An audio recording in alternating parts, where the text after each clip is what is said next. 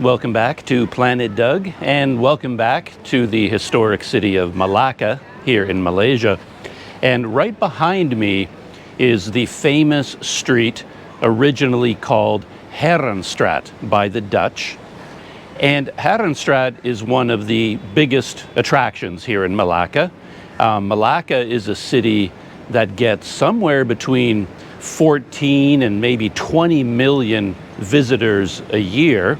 And a high percentage of those visitors go for a walk along Heerenstraat, which runs parallel to the famous market street, Jonkerstraat, which is right over there. And I'm willing to bet that most of those visitors, like me, wander up and down this street, and we marvel at these amazing centuries-old buildings, gorgeous architecture all up and down Heerenstraat. We look at these buildings and go, wow, what an amazing looking building. But I think a lot of people, just like me, don't really know the history. To be honest, I've walked up and down this street and I was actually confused by it because I didn't know the history. I didn't know where these buildings came from. They look like, in a way, European constructions, traditional Dutch buildings, but with a Chinese decorations and a Chinese style. And where did these buildings come from? In fact, I was going to visit the famous Baba and Nyonya Heritage Museum, which is a preserved family home on this street. It's preserved as a museum. You can pay a fee and go in and look at the interior. I was going to go there to learn a little bit about this area. But I realized that if I went into this rich person's house, I would just wander around and go, wow, look at all this rich person's furniture. And I mean, it's always fun to see how the 1% lives, sort of thing. But I realized that even if I went into this museum, I wouldn't really understand what I was looking at. So instead of going into that museum, instead of just wandering up and down the street and looking at beautiful architecture, beautiful buildings, I did a bit of reading, a bit of research. And now I have some knowledge in my head and I understand a little bit better how this place, how these streets developed. And as I said in the title of the video, the key is that Melaka, these streets, it's a city built by fire. And I'm going to explain what I mean by that. To understand what I mean about Melaka being a city built by fire, we first have to go back in time to the days of the Melaka Sultanate in the 1400s. So back in those days, of course, the city, just as it is today, was divided by this river. Interesting factoid, by the way. If you look at the Melaka River today, like right now, do you see how low the water line is? I've never ever seen the river exposed like this before. The water level has dropped maybe 7 feet or more, something like that. And I think that is because we've had severe rains, like heavy downpours in Malaysia over the last little while. And I think upriver, this river has been heavily engineered with all kinds of sluice gates and water flood control mechanisms.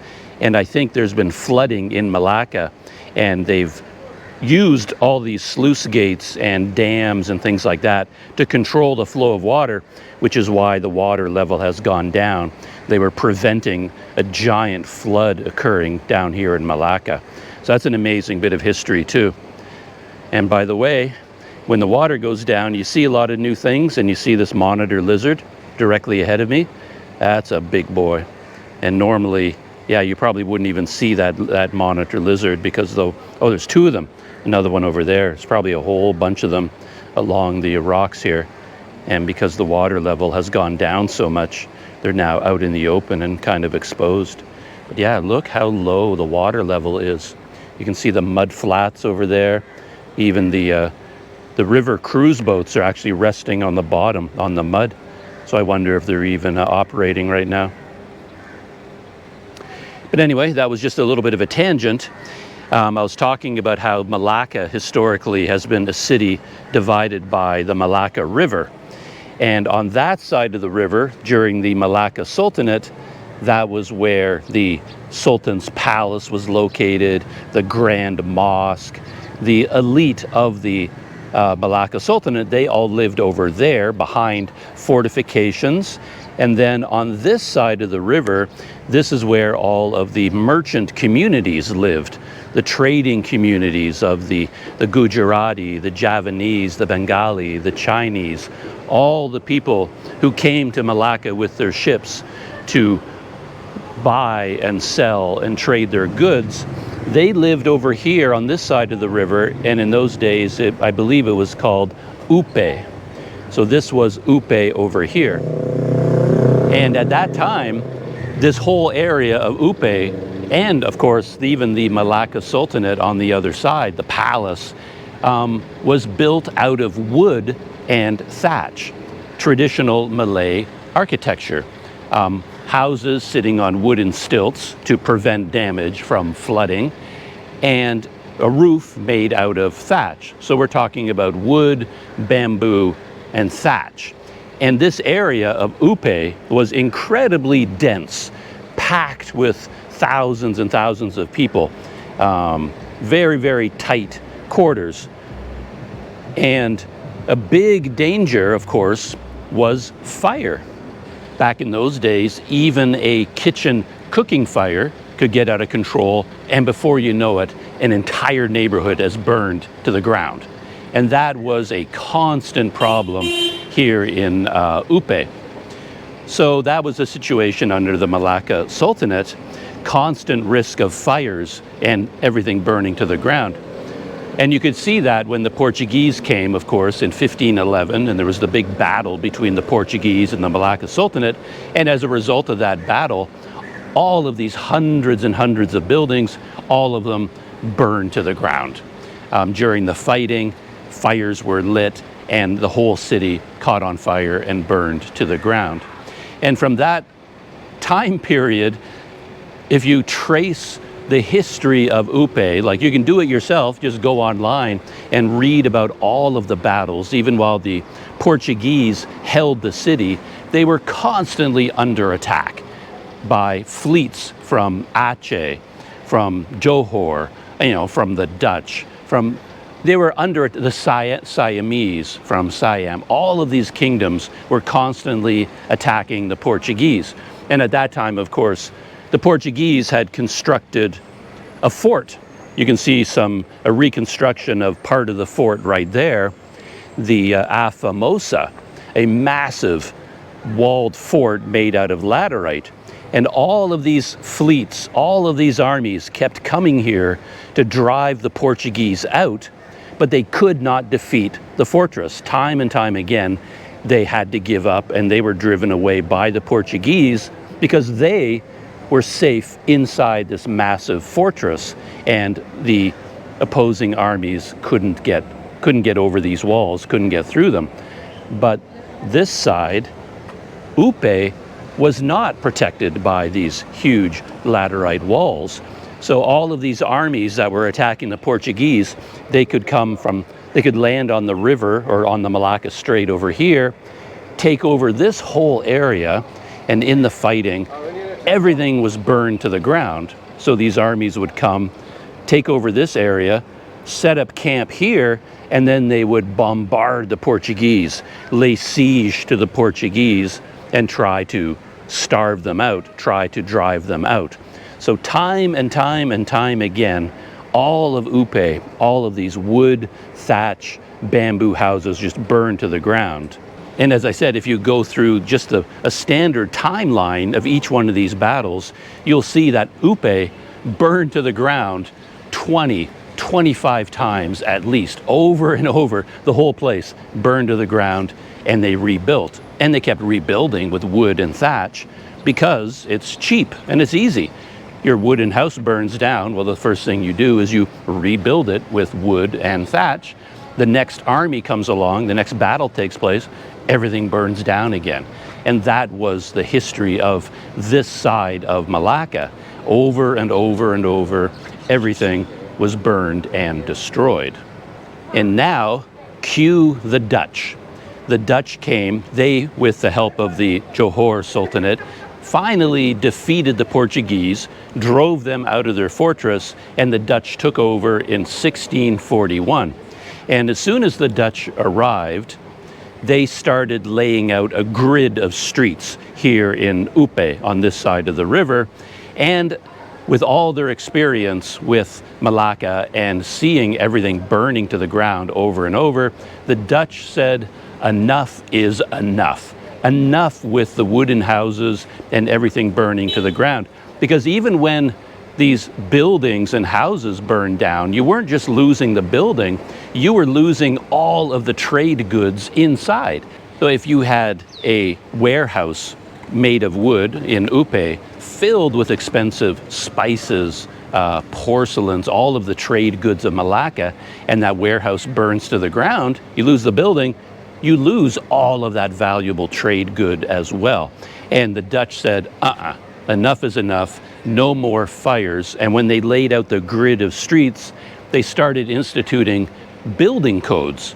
You could no longer build with wood. They wanted you to build with brick walls, and they wanted terracotta roof tiles, and to prevent fires in Upe.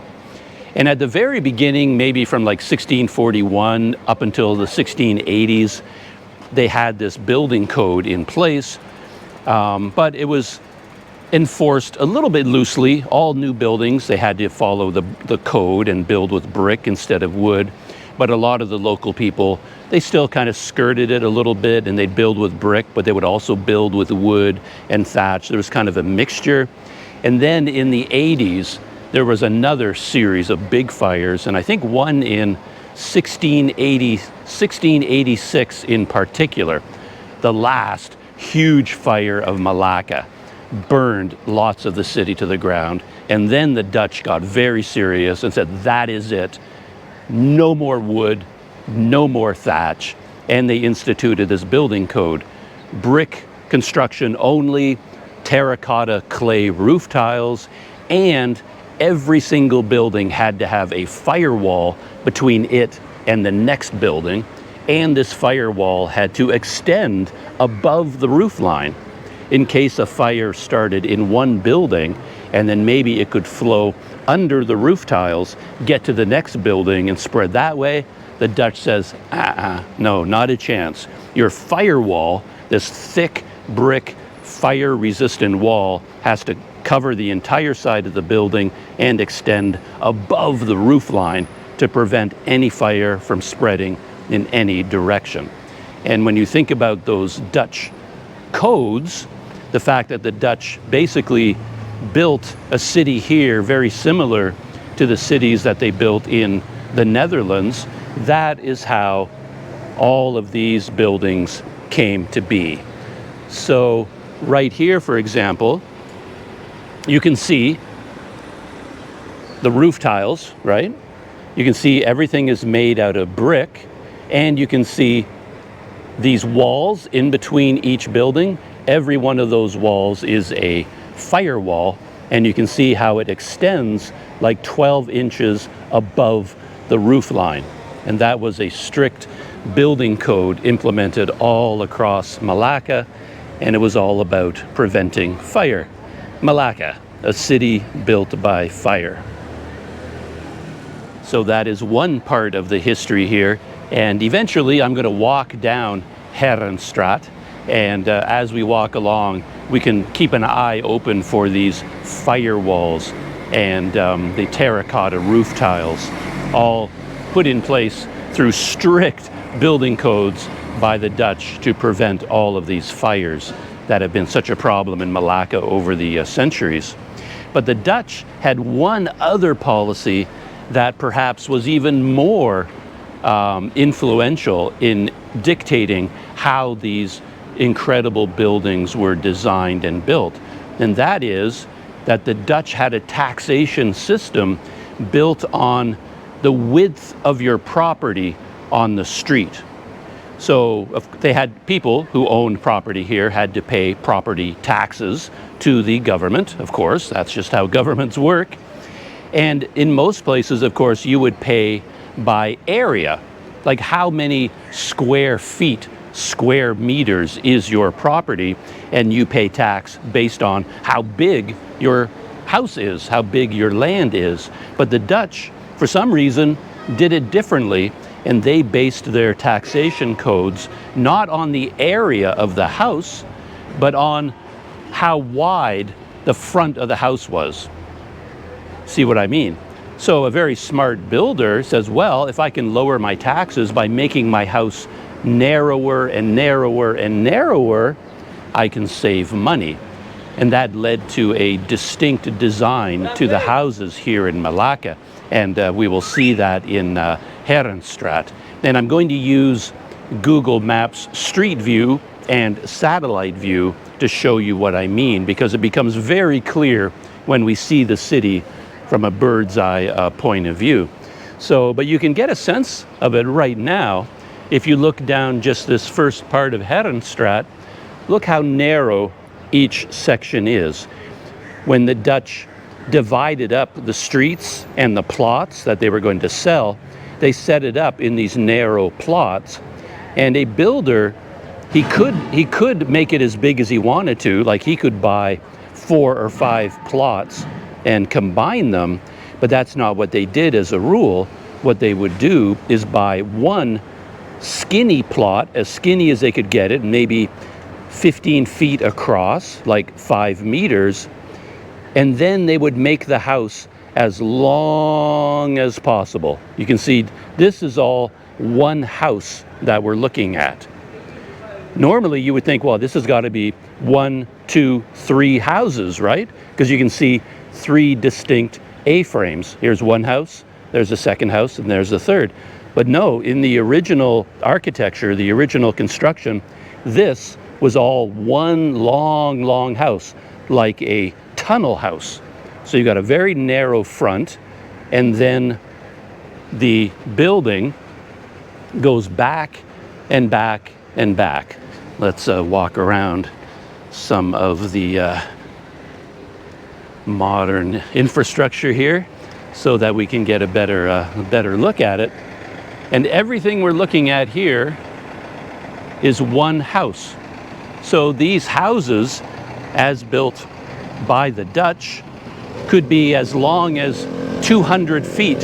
Some of them even longer than that, 250 feet long, with a very, very narrow profile, like a tunnel house, going all the way back here. And when you think about it, having a long, skinny house connected to all the houses on either side of it with a firewall, you've got a few problems you've got to deal with. The main one is light and ventilation, because you're essentially living inside a tunnel, because the building has a very, very narrow front with a door, maybe 2 small windows, a very, very narrow rear entrance, and that's it. There are no side walls for windows or ventilation to let in light and air. You're basically living inside a 250-foot long tunnel in the Malaysian heat, in the tropics of Southeast Asia. I mean, there's no way you could live in an oven like that. So they came up with some very clever designs. And you notice, as I said, there's a peak here, goes down, another peak, goes down, a peak, and down. And where this peak comes down here, that marks a space where they built an air well. So there's actually a big open square in the roof right here, leading down to an open courtyard. And that lets in light and air. And then you get another A-frame, another peak, and there's another courtyard here. So when you're looking at these buildings, this one, to be honest, is actually a short one because it's at the end of the street. And it's a bit unusual because it's at the end. It can actually have windows, but most of these buildings are stuck in the middle So they can't have any of these side windows, and you can't really see their design or their architecture. But here we can see it, and when you look at these buildings, they look like a roller coaster, you know, up and down, up and down, up and down. 250-foot long roller coaster, and every time the coaster goes down, that's where you're going to find it, a big sunroof, basically, an air well leading down into a courtyard. And then you get another courtyard here, and then normally there would be one more section, and then another courtyard. So courtyard, courtyard, courtyard, each one with a big open square. And that led to another architectural problem, which I find quite fascinating, is that every one of these air wells has like a sloping roof on each side leading down to the square. So when you get one of these intense, heavy, tropical monsoon rainstorms, a downpour here in the tropics, all of that water, rather than being funneled off the side of the building, it's all being funneled inside into these air wells. So they had to design very sophisticated ways of handling this flood of water coming into these air wells, because all the water in the rainstorm, every bit of water hitting the roof is all being channeled inside the building rather than outside, as you know, you would see in a normal like Canadian house. We have one big A-frame, the rain hits, and then the water flows off into a eaves trough and then goes down onto the ground. But here, all of the water, because of the architecture, flows inside the house. And according to what I read, one of the ways they dealt with this to prevent flooding is that each one of these courtyards was sunken. So the very front of the house, this section of the house right here, this would be the formal reception area. You know, this would be like their living room where they entertain visitors and guests. So that would be the formal part of the home. But then you get the open courtyard, and this part would be sunken, drop down below the ground level. So in case there was some flooding, the water would gather in this open courtyard and not flood the living quarters of the building. And inside these buildings, there was often a well. So if you go into these courtyards, you will find a well inside the courtyard, and that was necessary for the family's water. But also in these days, they had to think about all of the attacking armies, and there were times when they would be stuck inside their home while the city was under siege by opposing forces, so they needed access to their own water supply inside the house. But having the courtyard sunken wasn't enough, because they had to have very sophisticated irrigation systems to get all of the water pouring inside each air well and channeling it to the outside. So they had underground channels. According to what I read, they were quite big. They were huge channels, like big enough for a human, for a person to crawl inside of them. And those channels would flow the water from there out into the river or out into the streets, wherever they were able to send it.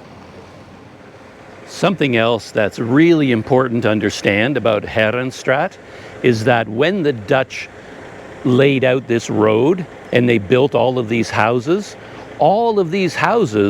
were on the ocean.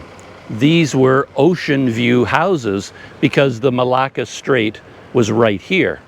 I'm going to walk around the corner to give you a better idea of what I'm talking about. So over here is the street.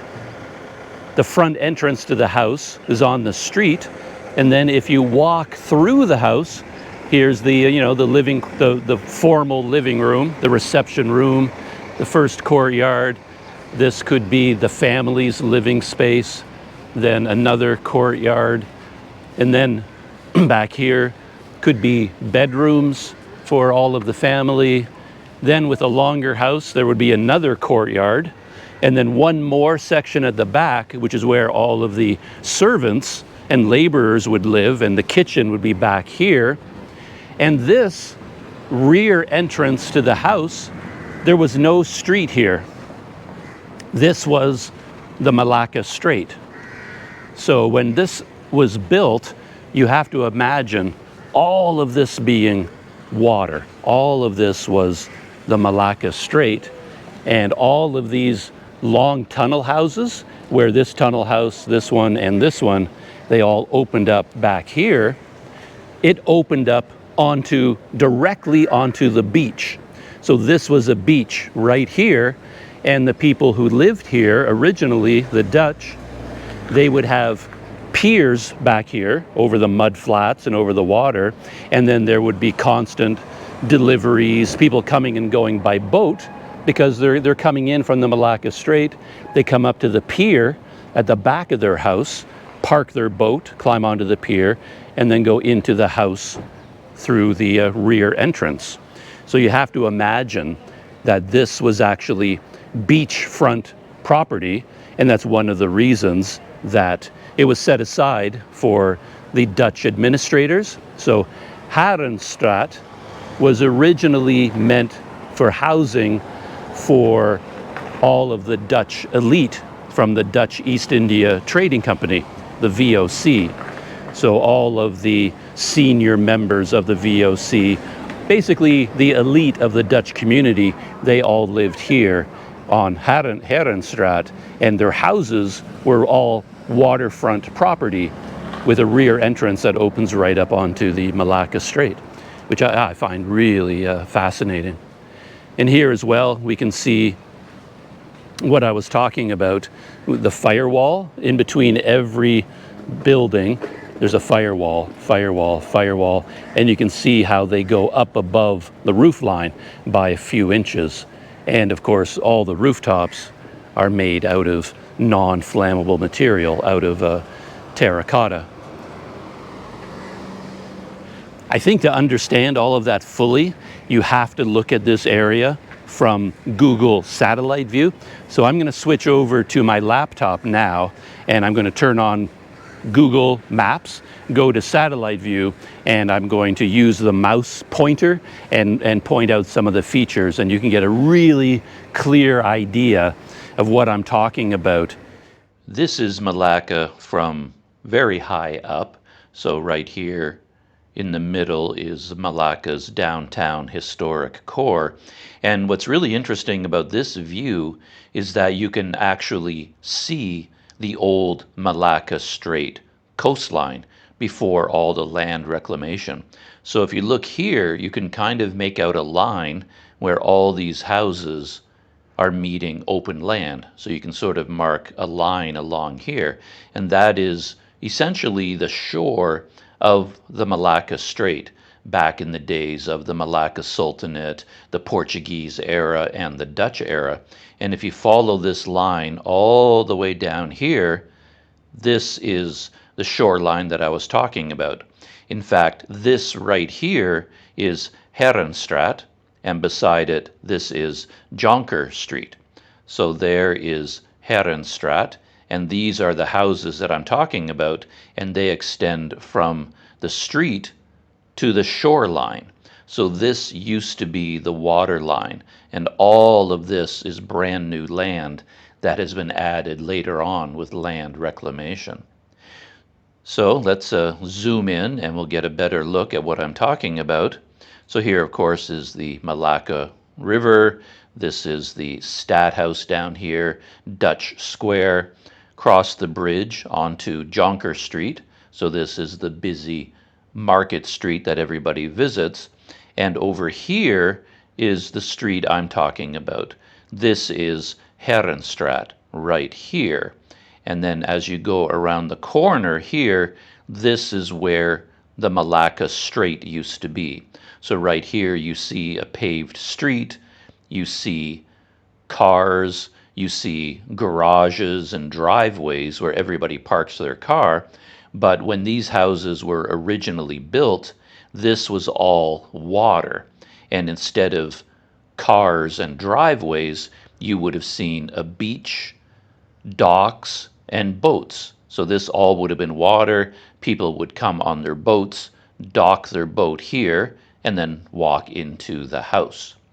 And the house that I've been looking at as an example all this time is right here on the end of the street. So you can see a couple of things that I was talking about. One is that this house that I've been using as my example is actually a little bit shorter than the norm, and that's because the shore curved around here. If you look here in the middle, there you can see just how long these tunnel houses actually are. Look how narrow the front is. That's somewhere between like 18 to 20 feet, and then it extends all the way back here. And we can even measure how far that is. So let's do a little bit of a Google Maps measurement. So I've got my starting point there, and if we go all the way to the back of the house and measure to here, the back entrance, 190 feet, almost 60 meters. So that is a house that is about 5 meters wide, and they chose that narrow frontage because that's what they paid tax on. But they could still make the house as big as they wanted to make it without paying extra tax, simply by making the house longer and longer and longer, all the way to 200 feet long, some of them as long as 250 feet. And in this satellite view, you can see the other features that I've been talking about. One thing, of course, is the red terracotta roof tiles. All of the roof tiles here are made out of fire-resistant or fire-proof clay tiles. And in between each individual building, there is a firewall. So this long white line, that is a firewall on one side, and then a firewall on the other, and then another and another. So all of these white lines is a firewall separating all the houses, and they all stick up from the roof line by a few inches. And you can see from this view the courtyards that I was talking about. So you've got the front of the house here. This is like the formal reception room at the front, and then it goes down to an open courtyard. Then there's another section of the house, goes down to another courtyard, and then some of them have three. So this one here, this very long, skinny house, you got an open courtyard here, an open courtyard here, and then down to a third one here, and then finally down to the rear entrance. And this would have been the Melaka Strait, and they would have a dock here, and this is where they would dock all of their boats for unloading goods in and out of the house. So one end of this tunnel house is on the street, and the rear entrance is actually here on the water.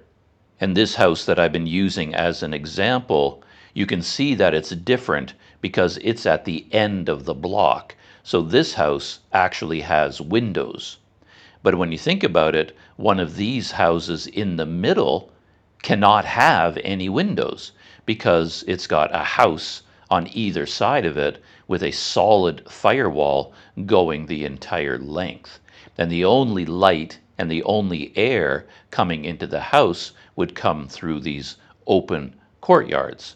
And they were designed in such a way as to increase the airflow so that, for example, when it rained and water drained from the roof from all directions into that courtyard, the water in there would evaporate in the heat, rise up through the courtyard, and it would pull air in through the door and the windows at the front and the entrance at the back. So you had circulating air coming in from the back, coming in from the front, and then rising up through these central courtyards. And this was absolutely essential because, I think it bears repeating, that these long tunnel houses could not have any windows. Just by a factor of their design, they cannot have any windows on either side. So they had to have these open courtyards. Otherwise, they would be living in a enclosed 200-foot tunnel just baking in the Malaysian sun. And yeah, that would quickly become unbearable. And it would be very, very dark on the inside. I find when I go into these structures, they're pretty dark anyway, because these courtyards don't let enough light in to light up everything. But yeah, that's all they could do at the time, was put in these open air wells. So this one that I've been looking at, let's do a little measurement on this one as well, starting down here at the front, and then if we measure it to the very back of this house, which is one of the shorter ones on the block, it is 120 feet long, about 37 meters from the front all the way to the back, with a very, very narrow front facing onto the street. But even once I learned all of that history, this street in particular still really confused me. I couldn't quite connect the dots between everything that I'd learned. You know, the Melaka Sultanate era, the Portuguese, the Dutch. Okay, I'm hanging in there, but how in the world did it suddenly turn into a giant Chinatown, essentially? And that is a key to understanding everything you're seeing in Melaka. And there's something very special right around the corner here that will help me talk about this. Very important.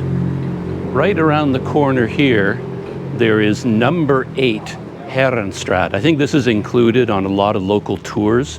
People are aware of this. Tour guides bring visitors here because right here, I believe this is it, number 8 Heerenstraat. This is one of the last remaining buildings that stays true to its Dutch roots. So when the Dutch developed Heerenstraat, they built this road, and then they divided up all of the plots, and then all of the Dutch elite from the VOC started buying it up, and they're building houses. These are not the houses they built. All of this came much later. These elaborate 2-story, 3-story structures with all of this decoration, things like that, that was not what the Dutch built. The Dutch are something of a plain and simple people. I have Dutch heritage, so I can relate to that. And when the Dutch built these houses, this is what they built. Kind of 1.5-story houses, kind of very plain and simple on the outside.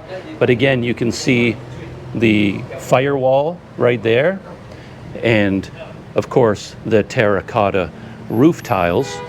It's going to be hard for me to do my filming today because it is a Sunday and a bright sunny day, so there's going to be a lot of people and a lot of traffic, but I will do my best. But right here we can see the original firewall between the two buildings, and up here you can see how it goes up above the roof line. So even if this wood caught fire, it couldn't travel from here to this roof because it would hit that firewall raised up against the roof. And I mentioned how they had very elaborate drainage systems inside the house, quite large ones. You can look down there and see some evidence of that. So this would have been the water flowing from inside, being gathered in the air wells, and then it would be channeled to these very wide channels and then sent down the street to the river.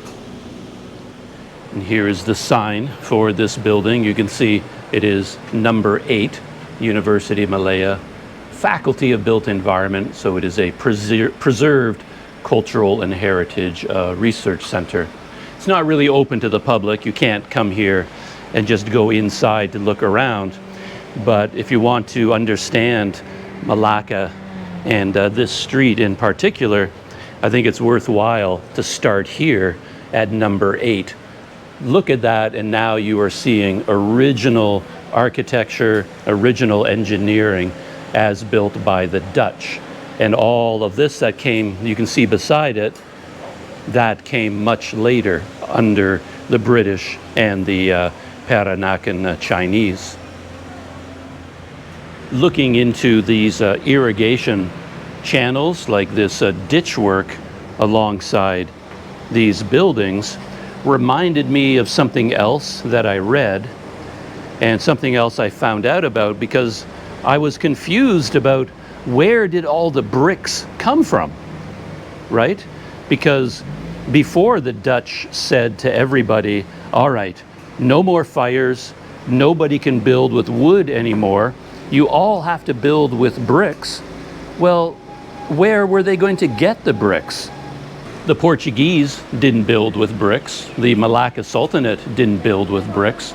It's not like there were hundreds of kilns all up and down the river making clay bricks.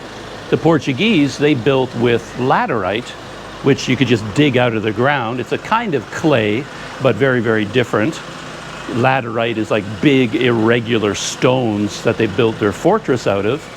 So when the Dutch, the VOC, declared, that's it, no more wood, no more thatch, everybody has to build with bricks to get rid of these pesky fires. Oh, where did they get the bricks from? They couldn't go down to the local hardware store and order 10,000 bricks to build their firewall. So I did a little bit of digging into that, and one thing I found out is that some of the bricks came from the Netherlands, because they built with these bricks in the Netherlands, of course, historically, and all the ships that came from the Netherlands, if they needed ballast to keep the boat steady, they used bricks as ballast inside the ships, and the ship came here and they would unload the bricks and use them in construction. So as you wander around Melaka and you see some exposed brickwork, you could be looking at a brick that came from the Netherlands hundreds of years ago. And a lot of the bricks also came from Java at that time, because they had kilns and brickworks in Java. So a lot of bricks were brought by ship from Java during the construction boom here. And then eventually, of course, they built their own kilns on the upper stretches of the river. And again, when the Dutch built these kilns, of course, they said, we've got to build them way outside the city limits, because kilns need very, very hot fires, and they didn't want to risk fires. So even the kilns had to be way outside of the city. But I was thinking about all of that, because when I looked down inside here, the exposed bricks look to be very thin. So it's a possibility that these bricks down here are original Dutch bricks that were part of a ship's ballast, because the bricks from the Netherlands were kind of like paving stones. They were thinner, like bigger and thinner than the average brick today. So they probably aren't, but when I spotted those narrow bricks down there, it just made me think about, maybe those are original paving stone bricks from the Netherlands. So if my thesis is correct, and that this is an example of the original Dutch construction, and this is what all the houses looked like, how did we get from this to this and to something like this, or what's right across from me here, this Ginger Flower Boutique Hotel? How did we get from the very plain and simple, low 1.5 story Dutch housing, how did we get from that? Here's a good example for my story. How did we get from that Dutch house at number 8 to this, what we're looking at right here? The key to that mystery, we have to go forward in time, basically to the end of the Dutch era.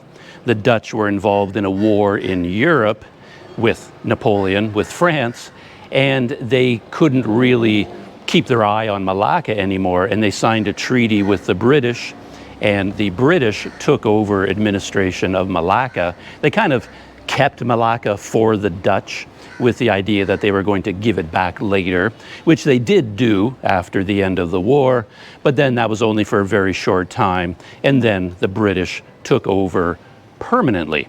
So now Melaka was under British control, and then the Dutch moved out. It was no longer a Dutch possession, no longer a Dutch colony. So a lot of the, or all, maybe all of the Dutch sold their houses. They moved to Batavia, which is modern day Jakarta. They basically moved to the Dutch colony in Indonesia, and they sold their houses here. And who did they sell them to? Well, they sold them to the newly rich Chinese community, the Peranakan Chinese, who had suddenly become super wealthy because of the rubber and the tin boom here in Malaysia. So it was like perfect timing, because the Dutch wanted to leave, sell their houses, and the local Chinese they had all this money to spend, and they said, oh yeah, we'll buy all these houses. So the Peranakan Chinese bought up all of this property, and they used all of their newfound wealth to rebuild, reconstruct, and expand. So they added stories, so they became fully 2-story, 3-story buildings. They imported all kinds of luxury items from around the world, tiling and furniture, and they made them into much more luxurious homes. And one right here, I mean, you can see on the outside a lot of the Chinese elements, the lanterns, the clan, I think that's the clan name on that sign up above, the Chinese decorations, the painting. But at the same time, it's interesting that it maintains its basic Dutch architecture. And when you look at it from the outside, you still see the original Dutch bones. Of course, you see the firewall, the terracotta tiling, the firewall extending up the top. The basic plain exterior is all very well maintained. And a lot of the renovation that the Chinese did, you don't see it until you go on the inside. It's on the inside where they really made a lot of changes. And to see that, of course, you have to go inside one of these buildings. But from the outside, you just get a sense of the changes that the Peranakan Chinese made. And a lot of them would buy several plots. Again, going back to number 8, Heerenstraat here, a very typical Dutch plot and construction, maybe 15 feet wide.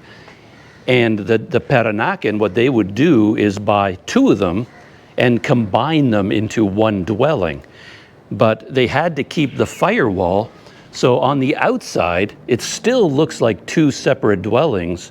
But when you go inside, what they did was take the firewall, which is a load-bearing wall, but they would cut archways and reinforced archways. So all through the 200-foot length of the house, they would cut openings in the firewall, reinforce it, of course, and then combine them to make bigger living quarters on the inside and fill it with all kinds of luxury furniture and decorations. Of course, very few of these are family dwellings anymore. People don't really tend to live in them anymore. They've been taken over by a lot of like luxury boutique hotels.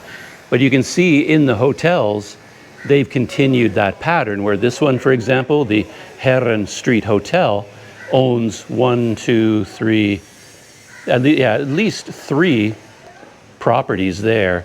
That is all the same hotel, but it still looks like it's divided into 3 properties. But on the inside, they may have cut through the walls and combined it into one big living space on the inside. But on the outside, it still looks like 3 separate buildings. Another interesting detail that you can pick out on the front of these buildings are these half doors, and they have a long history as well. It has a special Malay name for them, I think, but I can't remember it. But the idea here, again, is that these buildings, being 200-foot long tunnels, need a lot of ventilation. So what they would do is take the main doors, these heavy-duty wooden doors, leave them open, but then they would still maintain some privacy with these half doors. So they are essentially like a screen door from Canada, where you can open the main door, but the screen door keeps out animals and mosquitoes, insects, but it lets air flow through. So this very first room was the main reception room for the Chinese. That's where they would entertain guests, in this first main room.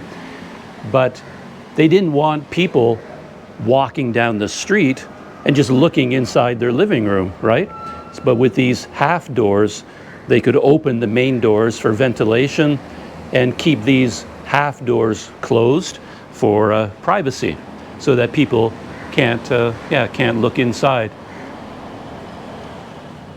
If you slow down on this street and really start looking around, you're not going to make any progress at all. You start seeing so many interesting things. I just noticed this exposed wall there. You can see the bricks. And I've been looking at all of these bricks, trying to figure out how old they are based on their size and their color. Which ones might be like these ballast bricks from the Netherlands, which ones might have come from Java, and which ones might have been made locally here on the Melaka River. It's probably a mixture all through there. And just on the other side, I was looking at this one. That's where I was looking at the little doorway, the half doors. And I noticed right here behind this blue tin barrier, there's another building. Looks like maybe it's going to be rebuilt and renovated, but look at the artwork on that building. So elaborate. Tall arched windows, carvings in the plaster. Yeah, that building must have a very interesting history, but I have no idea what it is. I mentioned that there are very few, maybe even no, occupied dwellings anymore. And this one right here might be a good example of that. It doesn't look like anybody lives there regularly, but of course, there would be a lot of restrictions on selling this kind of property, both legal and historic reasons. You can't just do whatever you want with one of these houses. Plus, with a family like that, the family owners of this house, they would be under pressure to keep it, because it would be so important to their own family and to their traditions.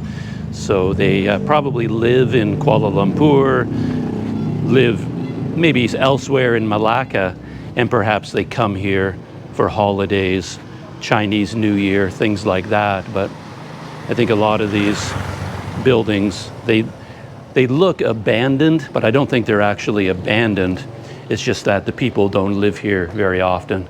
They just come here once or twice a year.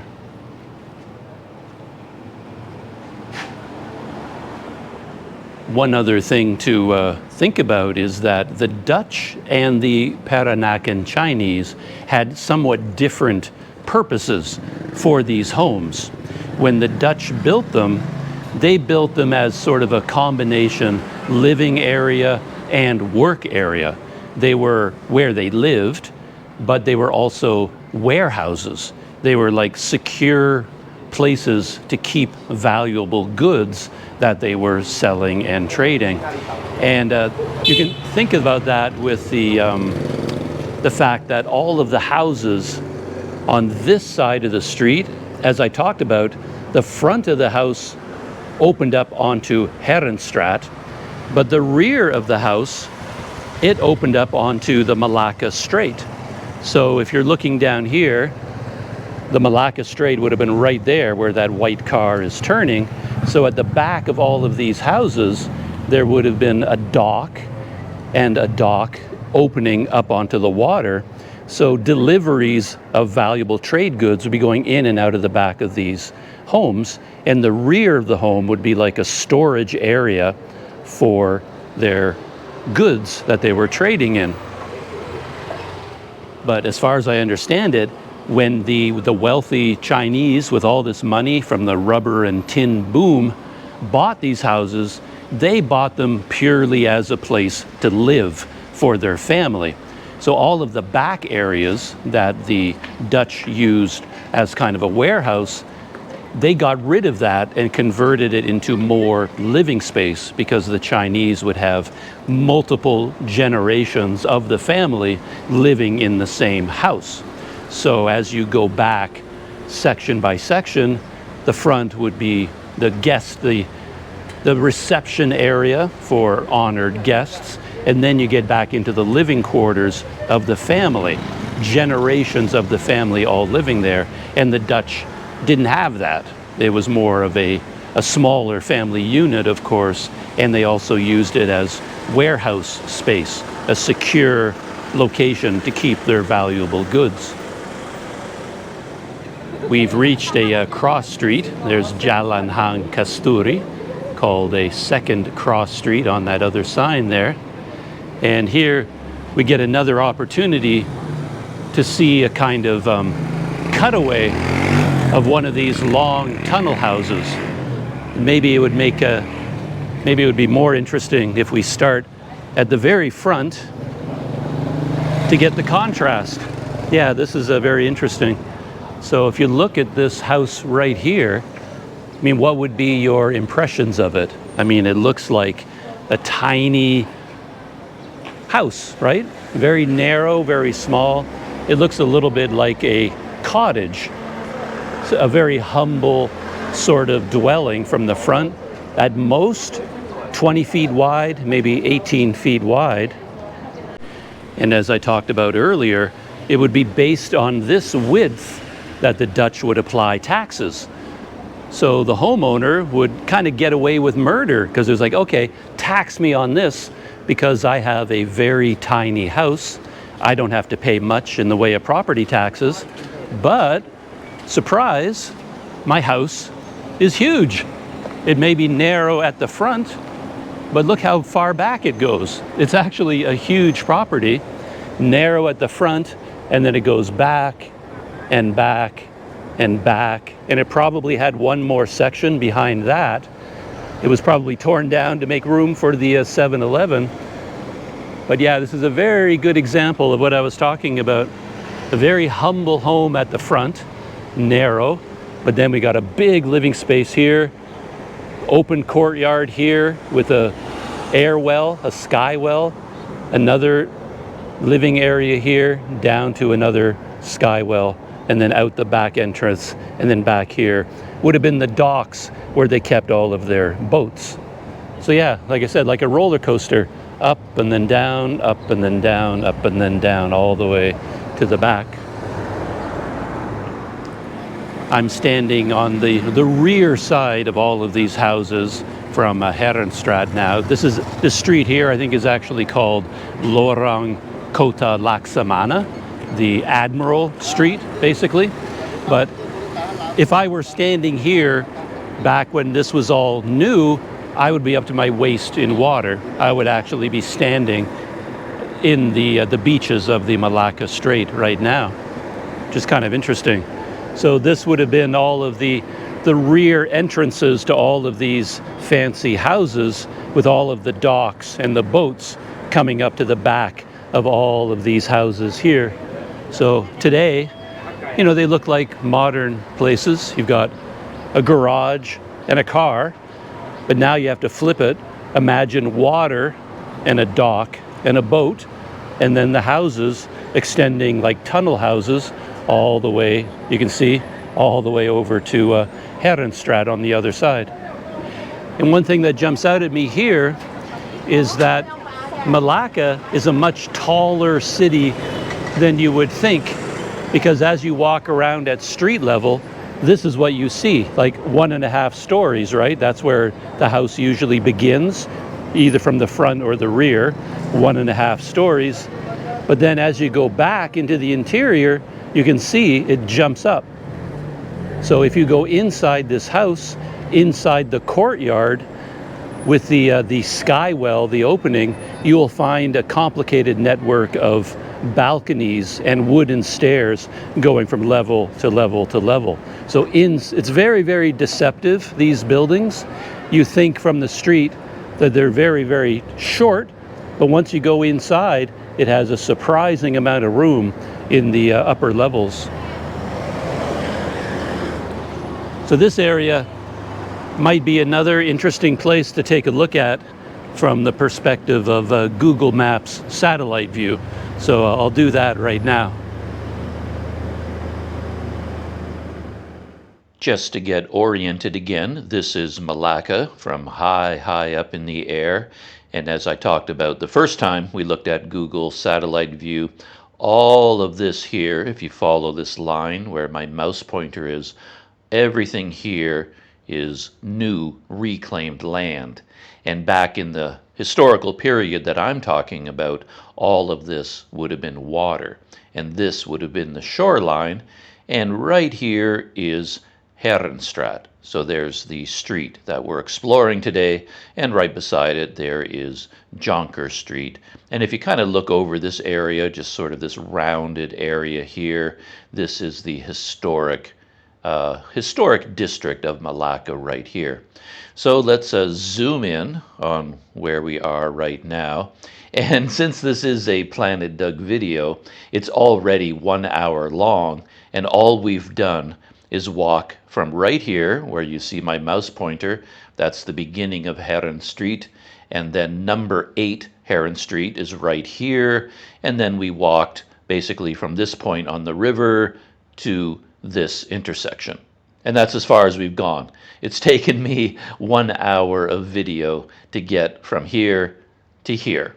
And this is where that last segment of video was recorded, because here we've got another block ending because there's a cross street, and we can see a cutaway of one of these buildings, and that's why I found it so interesting.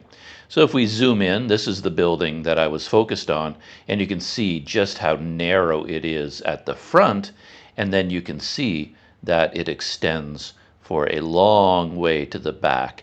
And we can do another measurement here. So let's drop a marker here, and let's measure the distance all the way to where the original building would have ended right here.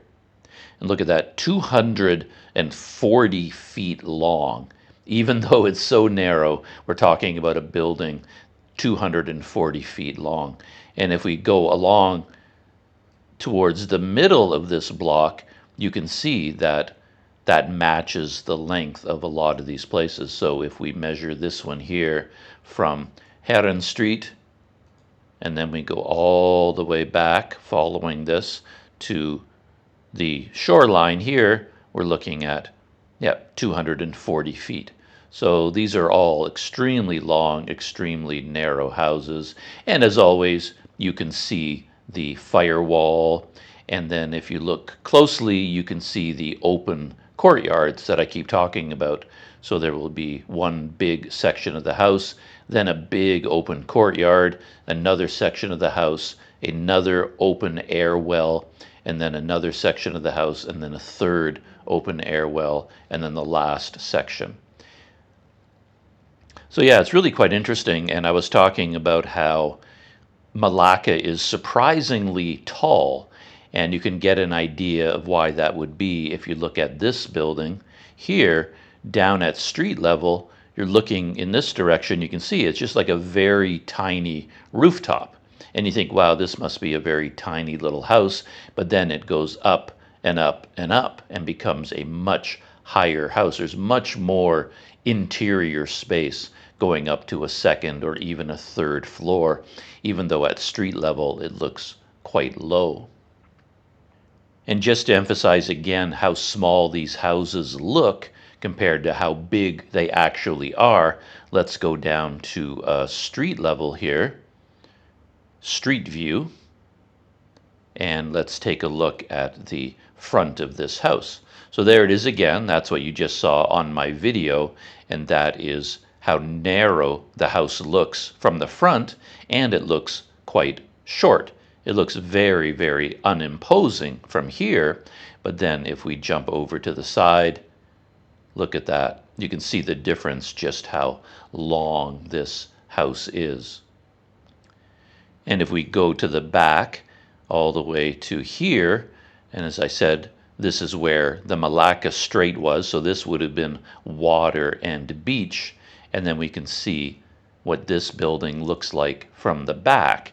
And that gets across as well this illusion about these houses in Melaka. Everything here looks very unimposing. Right here, you've got a door, and this is where they would park their car on the inside. And then there's a little house here. It does not look that tall, nor does it look that big here when you look at all of these houses from the back. So this is what it looks like from the back. But if we pop over to the side and get a look at it from here, now you can see that it climbs up, courtyard, goes up, and then courtyard, and then stays quite high all the way through here. And this is a much bigger property than you would think it was if you're looking at it from the front or from the rear. Same thing on this side with that building. Going back to satellite view, just to see it from the air, again, this is the one building that I was talking about, very narrow at the front and then very long to the back. And this is the second one that we could see, very narrow at the front, and from the rear it looks quite low, but you can see how it climbs up and up and up and actually becomes a much bigger property than you would think if you were just walking by as a typical tourist down on Heerenstraat. Something else to notice about Heerenstraat today is how crowded it is, especially on a Saturday and Sunday. And you get all of this traffic, cars, motorcycles, and people, and you consider that all of these are businesses. Like most of these are now businesses trying to make money, and yet it's very, very awkward for them because there's no space for pedestrians. Like there is no public space here, and that is because originally this was meant as a residential street, right? Heerenstraat was built for people to live here, not for businesses. When the Dutch laid out the grid and they designed the city, Heerenstraat was meant for people. Jonkerstraat, that was the street meant for commercial properties. So it has more public space. But here, when you walk along Heerenstraat, all of this is private property. So this is not a public walkway. This is the front porch of the house, basically. And that is because it was a residential street. That's how it was designed. Another difference between Heerenstraat and Jonkerstraat is that the British put in a rule, I think, called the 5-foot way. And on Jonker Street, there is like a pedestrian walkway, and the British put in a rule that there had to be a 5-foot overhang, like a roof extending 5 feet from the edges of the street, basically to protect pedestrians from sun and rain, because Jonker Street was meant for people, markets, going shopping, and they have this 5-foot way rule. But here on Heerenstraat, they can't really have a 5-foot way because the 5 feet extension is actually going over private property. That's not a public walkway over there. It's not a sidewalk. That's all basically the front porch. So the British 5-foot way doesn't have much impact over here. You can have a 5-foot roof over top, but there's no pedestrian walkway being covered up. This might be a good spot to emphasize the fact that these are long, narrow tunnel houses. And because of that, they have tremendous difficulty with ventilation and light. So here, for example, every one of these buildings extends backwards somewhere between 200 and 300 feet, right? And because every single building is pushed against the next building with a firewall, there's no windows. So you've got this 250-foot tunnel with no windows at all, except for the windows on the front and the rear entrance. So no windows down the sides because there are no sides. 250-foot long buildings with no sides at all to let in light or air. And that's why they had to be so precise with the design and the architecture with the central sky wells. And there's a lot of interesting facts about how that works, how those sky wells interact with the water that flows in, the terracotta, the tiles, the cooling, the airflow that gets forced through. Right here is the Baboon house, and it would be a very good place to visit if you're interested in seeing a lot of these things that I've been talking about, because it's open to the public. It's a restaurant and a cafe, and it goes all the way from Heerenstraat all the way back to Lorong Kota Laksamana, the rear entrance. So it's a long, narrow building, and they own the entire property as far as I know. And if you go in there as a customer, you can walk through all of the different sections. They do have some fairly strict rules about videography and photography, but I did walk through there a little bit with my GoPro on my visit. I stopped there for lunch, and maybe I'll include some of that video.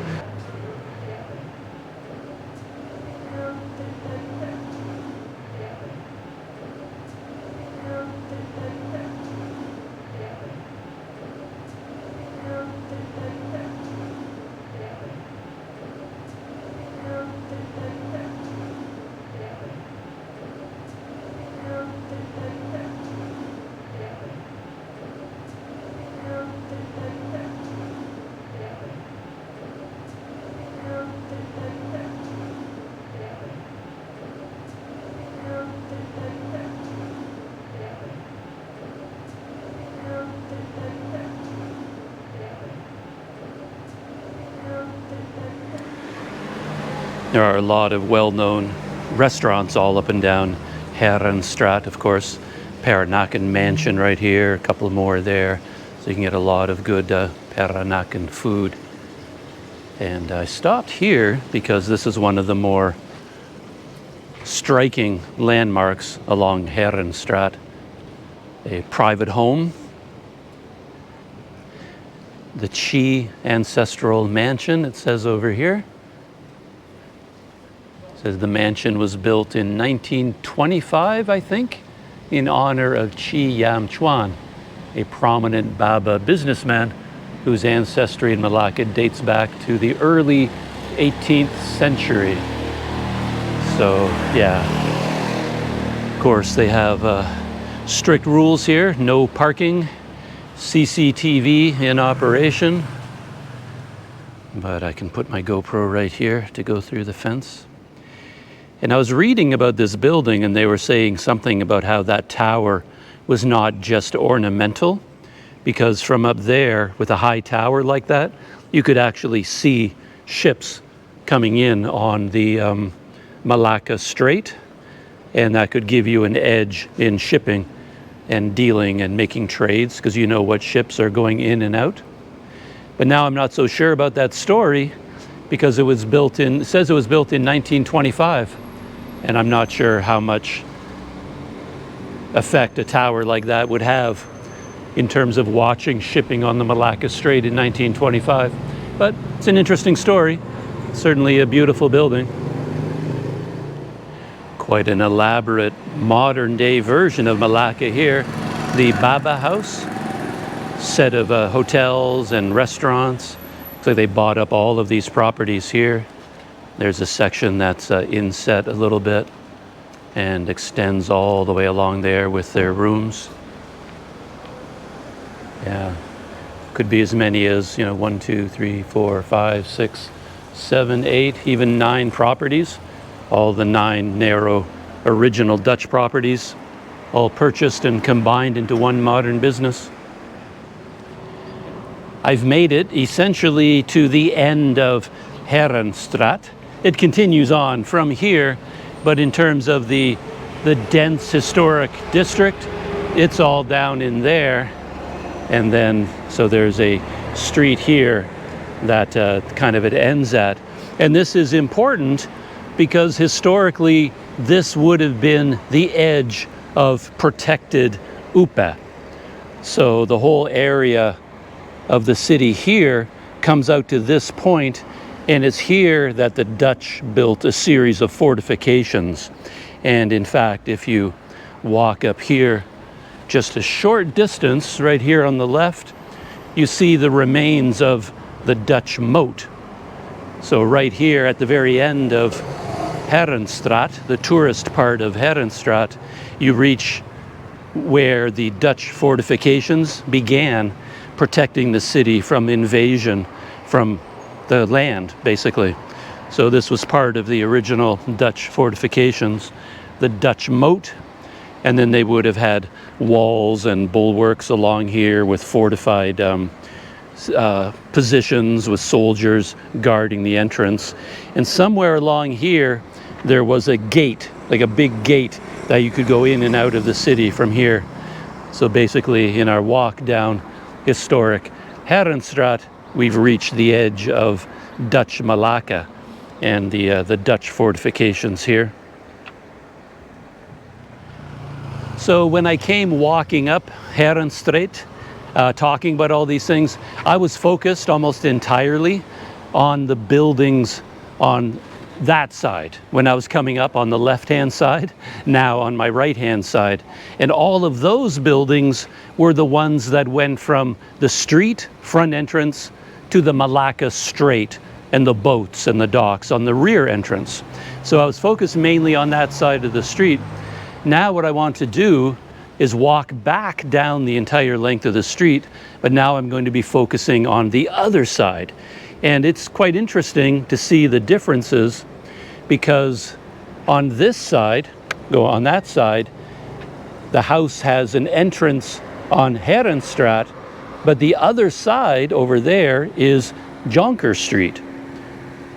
So on this side, Heerenstraat and the Melaka Strait, but on this side, the entrance is here, and then the rear of the building is over there on Jonkerstraat. But as you move this direction, the distance gets wider and wider and wider. So in fact, it would be like 400 feet to go from Heerenstraat to Jonkerstraat. And that's too far for even one of these tunnel buildings. So what they did is they input an alleyway. So there's an alleyway running down the middle, a laneway that splits it into two. So again, I'm going to go on to Google Maps and go up to satellite view and show you what that looks like. All right, here we are back at satellite view. This is the historic core of Melaka, of course, the Melaka River right here, and the street that I've been walking along, Heerenstraat, is right here, and running parallel to it is Jonkerstraat, right here, or Jonkerstreet as they call it today. And right here would have been the shoreline of the Melaka Strait, running behind Heerenstraat.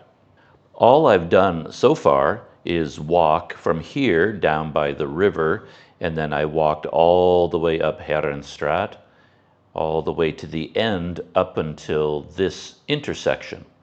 And right here on the left is the section of the Dutch moat that I pointed out. So this would have been the edge of Upe, the edge of old Melaka, and the Dutch built a moat that started here on the shoreline and then continued inland, eventually meeting up with the Melaka River, and then they had fortifications all along this line.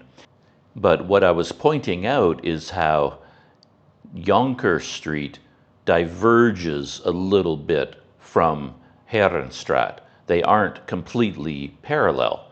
So as you move along Heerenstraat, the distance to Jonkerstraat gets wider and wider.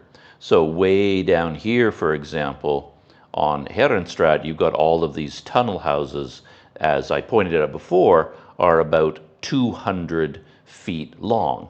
And it's one property that extends all the way from the street all the way down to the shore of the Melaka Strait. But if you go further in this direction, you can see that the distance from Heerenstraat to Jonkerstraat is getting wider and wider. So now you're looking at something like 400 feet, 500 feet from one street to the other. And that is too far for even one of these huge, long tunnel houses.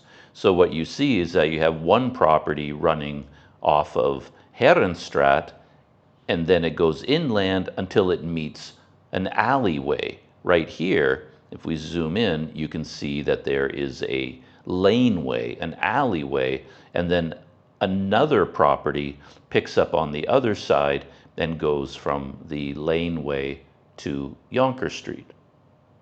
So again, here you can see on Heerenstraat, one very long property extending all the way to the alley, and then there's a break, because this is the laneway, gives access to the rear entrance to this house, and this house, and this house, and this house, and then on the other side of the alley is the rear entrance to all the properties that start on Jonker Street.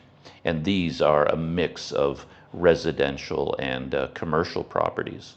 So yeah, I find that really fascinating. And then if you go down in this direction, you see that something quite interesting happens where there is no laneway at all. So there's one property starting here on Jonker Street, extends down to here, and then another property begins that has its front entrance down on Heerenstraat, but there's no alleyway separating them. So I'm very, very curious what happens here. Does this building just connect with this building? Do they share a wall? Or is there like a 1 foot gap or 2 foot gap, and you look out a window of this building into the window of this one? I really don't know what happens back here, because the only way to get there would be to go all the way through one of these properties from the front entrance all the way to the rear entrance, and then just to see for yourself what's there. And something else really interesting happens here, where you have cross streets. So there's Heerenstraat, Jonkerstraat, and then connecting them is modern day, I think this is Jalan Hang Kasturi. So you see that the properties that abut onto Jalan Hang Kasturi, they have a different orientation. They go in this direction. So suddenly you have an area right here in the middle where these buildings go in this direction inward from Heerenstraat. You got these buildings that come inward from Jonkerstraat, but all these buildings go perpendicular and come in this direction, and they all meet right here, but there are no streets here. There are no lanes, there's no alleys, there's nothing here to separate them. So I'm really, really curious what happens where all of these buildings meet, one going in this direction and then this one going in a different direction. They're perpendicular to each other. So what happens where they join? And right here, 3 sets of buildings all join at the same place. So if you had a person back here where all 3 sets of buildings meet, how do they get out of there? I mean, the only way to get out would be through one of these buildings. And again, this looks like an open courtyard here where all of them meet up, but the only way to get to that courtyard would be to physically go through the buildings themselves. And so that's the only way you could find out what's back there. In the modern era, of course, I don't think they would ever design a city like this. There has to be some sort of access for like fire engines. If there's a fire back here, how in the world are they going to put out the fire? Because a fire truck has no access. And then that raises an interesting issue as well, because back in the days of the Portuguese and the Dutch, when all of this was built and laid out, there was no internal plumbing. So they had basically buckets inside the house that they used as a toilet, and then the servants would carry this night soil out to this alleyway.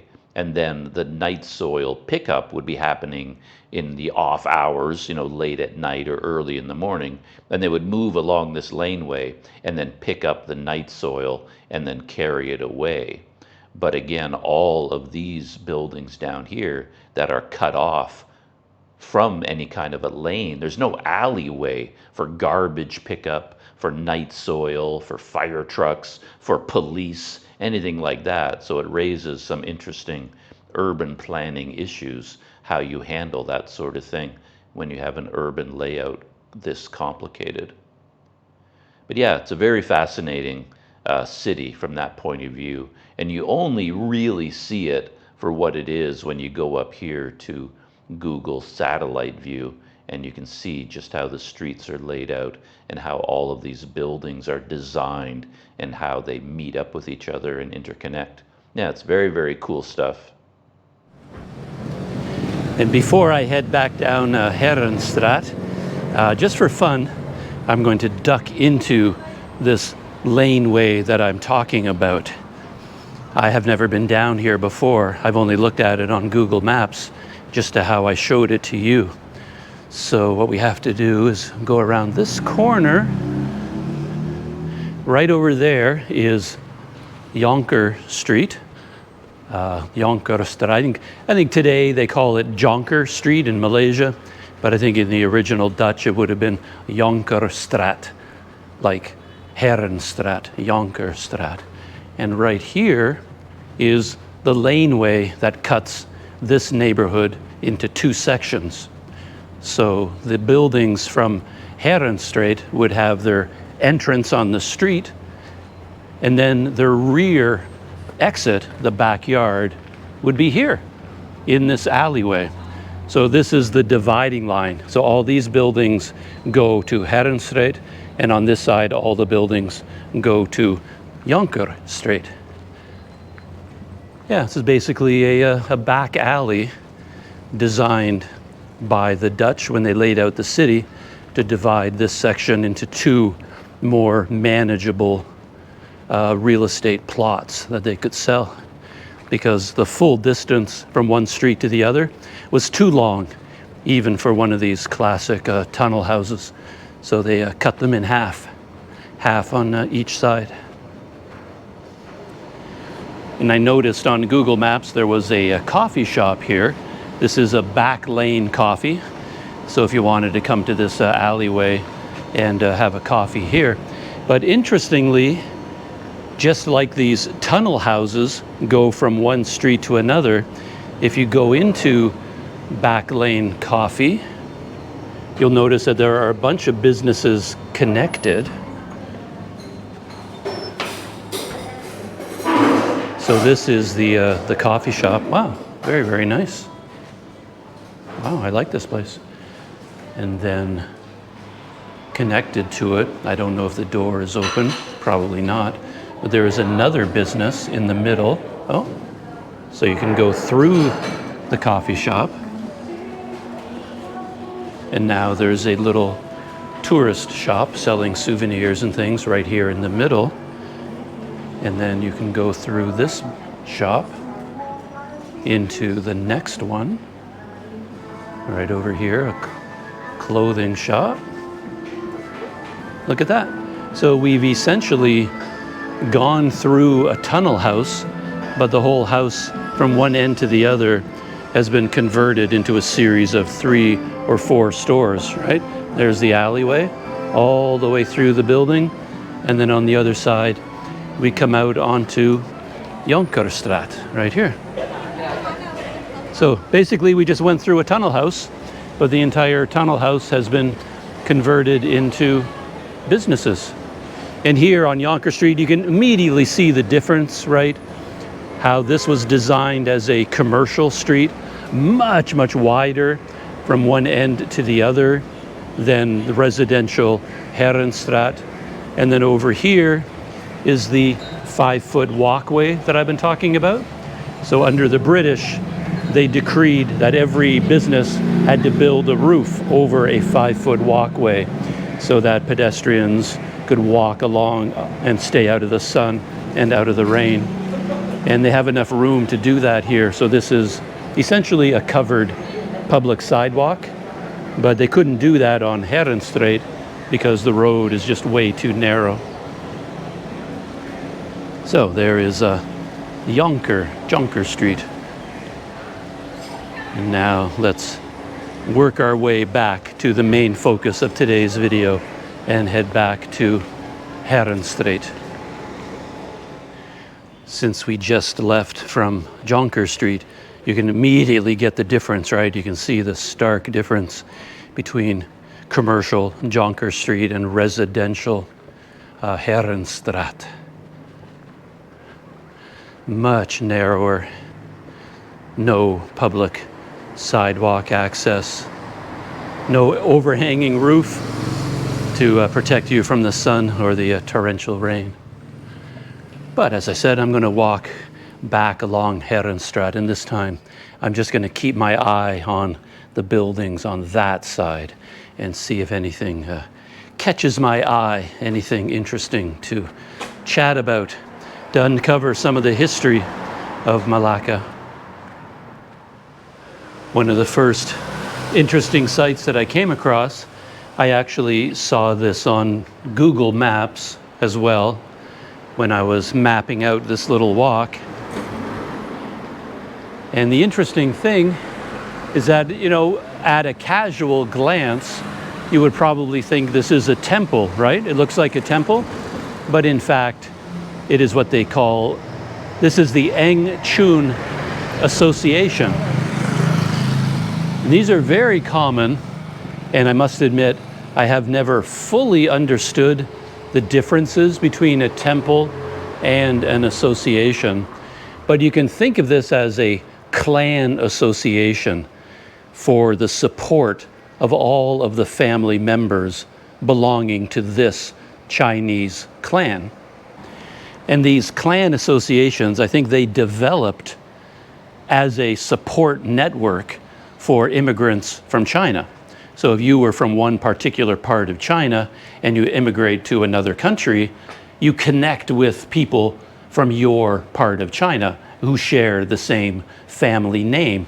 And so you go to your association, and the people here, you become a member of this association, you probably pay dues, and then they will help you find a place to live, find a job, things like that. Basically get settled in your own country. And if you have any kind of legal difficulty, anything like that, your clan association can help you with that as well.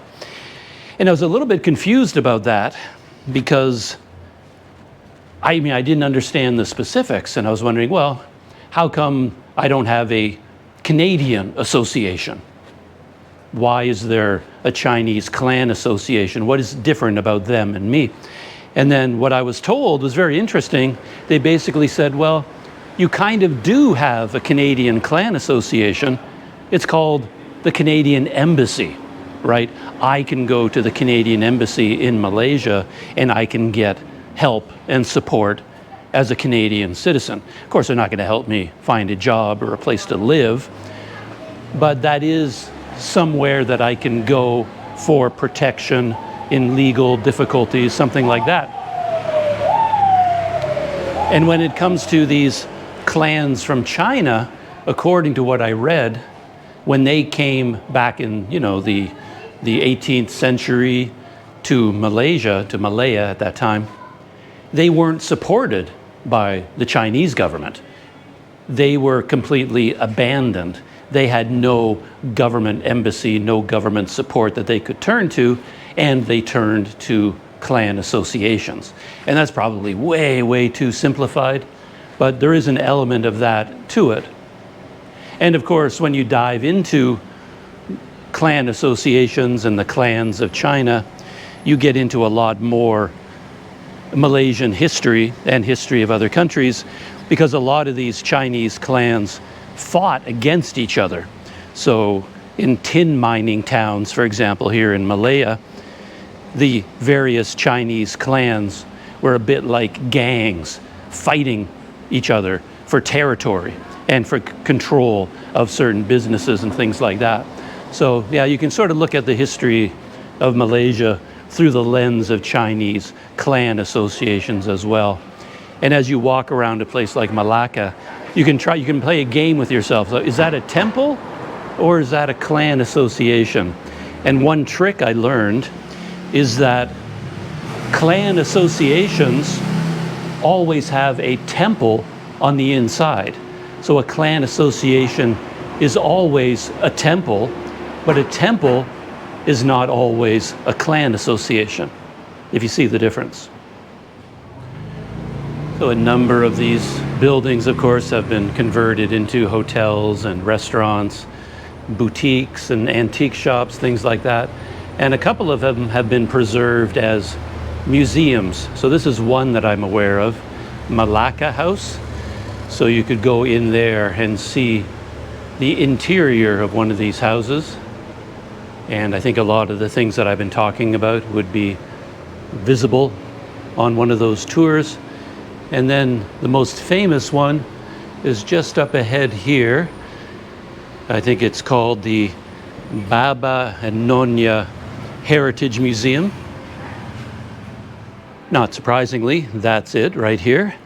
The front of it certainly looks like a grand house built by someone who had a lot of money to draw on, and it's been preserved today as a museum. And yeah, I would go in there, but not right now because being a Sunday, it's going to be really busy. And I believe inside this museum, you can get an audio guide. You basically connect by QR code to a website that gives you an audio guide as you walk through the house, and you can get guided tours. So when I go to this museum, I want to do it all by itself, like a full-on standalone experience, rather than going in there today, because I'm just way too tired to fully absorb it now anyway. So I'll reserve that for another day. But there's one of the highlights of Heerenstraat, the Baba and Nyonya Heritage Museum. It is interesting to see the variety of the conditions of these old houses. You got that one perfectly preserved. Right beside it is something that is in okay condition, and then right beside it is pretty much a derelict building, completely abandoned, exposed brickwork, smashed out windows, and it looks like on the inside the entire roof has caved in.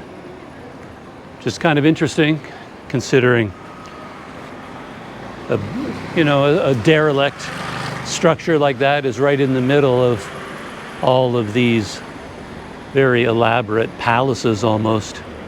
But at the same time, it makes me think again about the Dutch codes of fireproofing, because this could be a fire risk to the museum. But even if a fire was started inside here, you can see it has the firewalls on both sides of it sticking up above the roofline. So the Baba and Nyonya Museum can be a little bit more secure because it has several firewalls between it and this derelict building, right?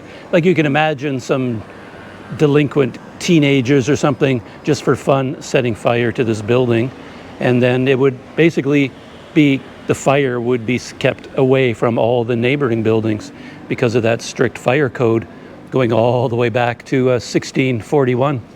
Very interesting. I'm back, all the way back at the beginning. Right across the road from me here is the number 8 Heerenstraat that I talked about at the very beginning. A classic example of the Dutch construction of the houses on this street before they were purchased by the Peranakan Chinese and converted into all of these gorgeous buildings down there. Yeah, this is where it all started from, something that looked like that. All we need is a classic Malay kampong house right beside it to see the evolution. We could have the wooden stilts, a beautiful kampong house with a nice yard around it, and we go from there, because they kept burning down. And then we go to something like this. And then we go to all of that down the street. It's quite a history. And I'm just about back down on the river. I'm curious whether the water level has gone up or not, to see if they've released their flood control measures and the water is returning to its previous levels. Nope, still very, very far down, maybe even lower than before, because now I can see the mud down there. You can see how shallow the Melaka River is now. Yeah, I don't think I've seen a single river cruise boat going up and down the river right now. So, yeah, I don't know if they're running. The water might be way too low for them. So there you have it, Melaka, the city built by fire. Have I convinced you of my thesis that Melaka, as it exists today, owes its existence to fire and fire prevention in the building codes? I think it's a pretty strong argument. So yeah, I enjoyed that quite a bit, to see everything in real life that I've only been reading about. And of course, shout out to the Crunch Club. If you made it all the way to the end of the video, put CC in the comments to let me know and tell me you're a fan of the long form Planet Doug style of video on YouTube. And thank you to all of my Crunch Club members and all the other Planet Doug supporters, helping me keep Planet Doug Productions alive. Everyone supporting me through Touch and Go e-wallet here in Malaysia. I appreciate it very much. Through the Buy Me a Coffee, shout out to my coffee posse and all the members of the Planet Doug Patreon. Thank you very much to all of you. Links to all of those and my Planet Doug PayPal link is all in the video description. So right now I'm going to put in a 3D flyover map showing you everywhere that I walked on this journey. Then the end credits, the end of the video. Thank you for hanging out with me, and I'll see you next time.